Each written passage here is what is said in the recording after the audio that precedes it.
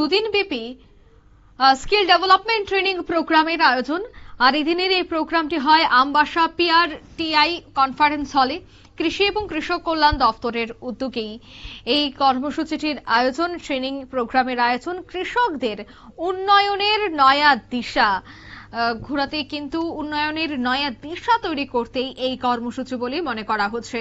এনআরইউএম প্রকল্পের মাধ্যমে Ambassa PRTI conference হলে এগ্রিকালচার দপ্তরের উদ্যোগে অনুষ্ঠিত দুদিনের এই skill development training programme. Dhalai জেলার বিভিন্ন ব্লক থেকে আগত কৃষকদের নিয়ে আয়োজিত এই প্রশিক্ষণ কর্মসূচি।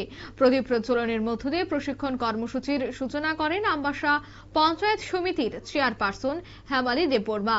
অন্যান্য অতিথিদের মধ্যে উপস্থিত ছিলেন এগ্রিকালচার স্ট্যান্ডিং কমিটির সভাপতি তথা ধলাই জেলা পরিষদের সদস্য দীপ্তি রক্ষিত, ডিডিএ ধলাই বিএম চাকমা সহ অন্যান্যরা।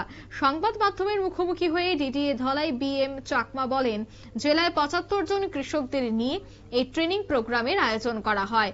এখানে মূলত কৃষকদের মাশরুম চাষ সম্পর্কে প্রশিক্ষণ দেওয়া হয়। এই প্রশিক্ষণ শিবিরে কৃষকদের হাতে কলমে কিভাবে মাশরুম চাষ করতে হয় তা দেখানো হবে বিশেষজ্ঞদের দ্বারা। তিনি আশা করেন এই প্রশিক্ষণ পেয়ে কৃষকরা মাশরুম চাষে আগ্রহী হবেন।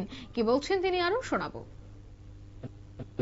আমরা মডার্ন এগ্রিকালচার এবং এলাইড সেক্টরের উপরে আমরা দুদিন ব্যাপী আমরা এখানে একটা ট্রেনিং প্রোগ্রাম আমরা করতেছি। এখানে এটা মূলত ডিএমএর ফান্ড রুরবান মিশনের একটা স্কিম, এটা স্পিল ওভার ফান্ডের একটা পার্ট। এটা এখানে মূলত আমরা পিআরটিআই ৭৫ জন কৃষক নিয়ে আমরা দুদিন ব্যাপী যে ট্রেনিং প্রোগ্রামটা হইতে যাইতেছে।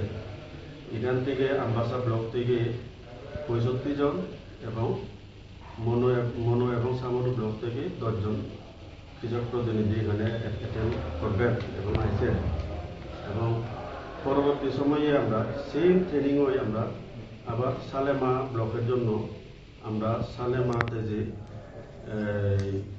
ফার্মার নলেজ সেন্টার আমাদের যে একটা কনফারেন্স হল আছে, ওইখানে আমরা ১৪ এবং ১৫ তারিখে আমরা ২ দিন ব্যাপী ওইখানে আমরা same training modern skill development training on agriculture and allied সেক্টরে আমরা ২ দিন ব্যাপী আমরা ট্রেনিং করবো আমরা সালেমাতে।